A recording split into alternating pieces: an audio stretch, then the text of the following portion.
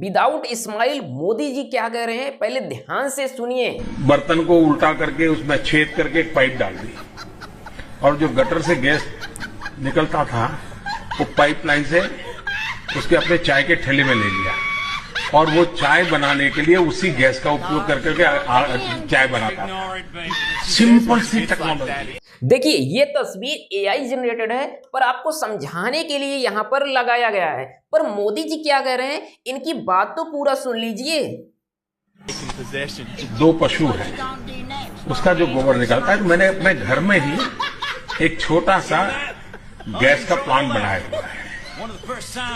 तो मैं उस गैस को इस ट्यूब में भरता हूं और ट्यूब लेकर के खेत जाता हूं और खेत में जाकर के उससे मेरा पानी का पंप चलाता हूं।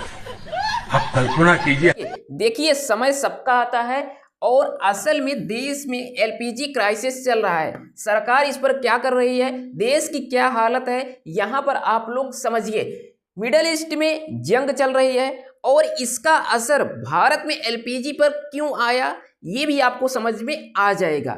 ईरान, इजराइल और अमेरिका का लगातार युद्ध चल रहा है और इससे देश में गैस सिलेंडर पर मारामारी चल रही है। सरकार ये दावा कर रही है कि हमारे पास पर्याप्त मात्रा में इसका भंडार है और लोगों को पर्याप्त रूप से एलपीजी मिल रहा है, पर सभी राज्यों में हकीकत ये है कि यहाँ पर देखिए बहुत मारामारी चल रही है और इसका क्या इफेक्ट पड़ रहा है कि बहुत सारे हमारे देश के जितने भी नागरिक हैं वो अपने देश में ही एलपीजी के लिए संघर्ष कर रहे हैं और 2 वक्त की रोटी के लिए ना वो संघर्ष कर रहे हैं कि किस प्रकार से हमें एलपीजी मिल जाए और हम 2 वक्त की रोटी बना पाएँ। देखिए भारत के पास 45 दिन का स्टॉक होता है। स्टॉक मतलब जैसे आप कुछ चीज़ रिजर्व रख लेते हो कि हमारे पास वो नहीं होगा तो हम इतने दिन काम चला सकते हैं, ये होता है भंडार। एलपीजी भंडार भारत के पास 45 दिन का है, पर अगर ये खत्म हो जाता है तो देश में एक अलग तरीके का संकट आ जाएगा। देखिए ये संकट क्यों आया है, यहाँ पर आप लोग समझिए। ये है हरमुज जल संधि, स्ट्रेट ऑफ हरमुज, यहाँ पर ईरान का ना अधिकार है। यहीं से ये जो मिडल ईस्ट के और यूरोपीय कंट्री से 70% जो भी खनिज, ऑयल और जो गैस यहाँ से आता है ये भारत के पास आता है, यहाँ से इसी रास्ते से।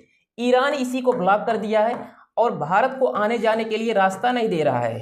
तो इससे भारत के ऊपर ये असर पड़ रहा है कि भारत में एलपीजी संकट ये बढ़ गया है और यही वजह है कि भारत में हमारे पास 45 दिन का स्टॉक होने के बावजूद भी हम लोग एलपीजी के लिए संघर्ष कर रहे हैं।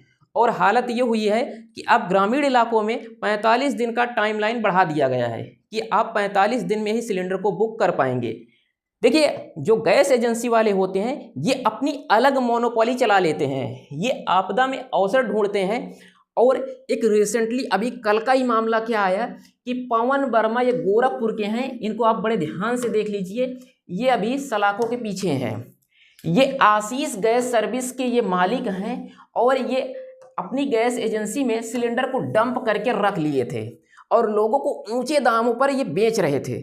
इसके बाद क्या होता है कि पुलिस ने इनको पकड़कर जेल में डाल दिया और इनकी एजेंसी सील कर दी गई है। सोचिए देश की क्या हालत है और इन जैसे छोटे छोटे लोगों की वजह से आज देश की जनता परेशान है। देखिए गैस का अकाल, रसोई गैस के लिए ये कैसी जंग शुरू हो गई है। देश में ये जंग शुरू नहीं होती अगर लोग कम डरे होते। देखिए बहुत सारे ऐसे लोग हैं कि जिनके पास 2-2 सिलेंडर है, वो भी ना ऐसे लाइन में लग गए हैं और बहुत सारे ऐसे एजेंसी के मालिक हैं वो डंप करके रख लिए हैं। इसलिए देखिए ना कई जगहों पर प्रशासन ने ऐसे कई लोगों को पकड़ा है और इससे जो सिलेंडर डंप किया हुआ है उसको लोगों को बंटवाया जा रहा है। अगर लोग 1 महीने के अंदर, जैसे पहले नॉर्मल सिचुएशन थी, अगर ऐसे ही सिलेंडर लेते तो अभी 2 महीने पर्याप्त मात्रा में भारत के पास सिलेंडर था, पर लोग नहीं, उनके पास अगर 3 सिलेंडर हैं तो तीनों के लिए वो लाइन में लग गए हैं और कुछ ज़्यादा ही लोग परेशान हो गए हैं। देखिए एलपीजी संकट के बीच लोग अलग अलग अल्टरनेट ऑप्शन तलाश रहे हैं कि एलपीजी का अल्टरनेट ऑप्शन क्या हो सकता है। तो उसके लिए नेक्स्ट वीडियो आ रही है, आप लोग चैनल पर जरूर देखिएगा, उसमें आपको ये पता चलेगा कि एलपीजी का अल्टरनेट क्या हो सकता है और क्या भारत के पास वो अल्टरनेट ऑप्शन पर्याप्त मात्रा में है। और आप लोग परेशान मत होइए, बस आप लोग नेक्स्ट वीडियो देखिएगा। नेक्स्ट वीडियो में हम आपको बहुत आसान भाषा में समझाएंगे कि एलपीजी को छोड़िए, आप लोग यहाँ पर शिफ्ट हो जाइए और आपको कभी भी परेशान नहीं होना पड़ेगा। देश में रह के अगर आप ना कुछ एक्स्ट्रा नहीं सोचते हैं तो आप लोग ऐसे परेशान होते रहोगे। यदि आप परेशान हो रहे हैं तो कमेंट सेक्शन में बताइए कि क्या आपको बहुत आसानी से सिलेंडर मिल पा रहा है, या किस राज्य से हैं, या फिर गवर्नमेंट वहाँ पर क्या स्कीम लाई है और किस तरह से प्रशासन आपको ना सिलेंडर दिला रही है। तो यदि कोई प्रॉब्लम आ रही है तो नीचे कमेंट सेक्शन में आप लोग कमेंट कीजिए। ये आपकी आवाज़ है, आपकी आवाज़ पूरी दुनिया को ये पता चलेगा कि भारत के इस राज्य में ये प्रॉब्लम हो रही है। तो अपनी आवाज़ को उठाइए और नीचे कमेंट सेक्शन में जो भी प्रॉब्लम है आपको वो बताइए। आपका जो कमेंट होता है वो मेरे लिए बहुत बड़ा फीडबैक होता है। उसी के आधार पर यहाँ पर जो भी पीपीटी तैयार किया जाता है, ये सब कुछ मटेरियल यहाँ पर तैयार किया जाता है। तो आप लोग अपनी राय कमेंट सेक्शन में जरूर दीजिए। मिलते हैं नेक्स्ट वीडियो के साथ एक नए टॉपिक के साथ, तब तक के लिए जय हिंद।